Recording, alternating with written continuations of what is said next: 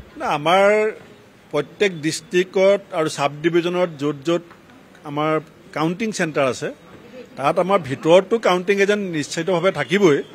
বাহিৰতো আমাৰ জিলা আৰু ৰাজ্যিক পৰ্যায়ৰ নেতাসকলক আমি দায়িত্ব দিছোঁ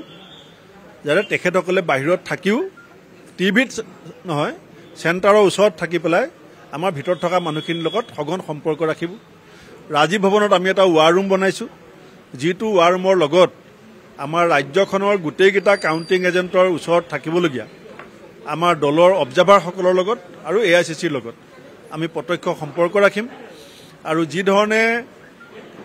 আমাৰ কাউণ্টিং এজেণ্টৰ ভিতৰৰ খবৰ যাতে মুহূৰ্তটোৰ ভিতৰতে গুৱাহাটী হৈ পেলাই দিল্লীলৈকে যাব পাৰে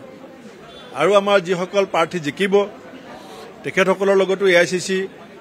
পোনপটীয়া সম্পৰ্ক আছে আমি আশা কৰি আছোঁ যে কালিলৈ সন্ধ্যালৈকে আমাৰ বিৰোধী দলৰ দেশৰ নেতাসকলে যাতে ৰাষ্ট্ৰপতিক লগ পোৱাৰ এটা পৰিৱেশ আমি পাম তেনেকুৱা এটা আশাৰে আমি ৰৈ আছোঁ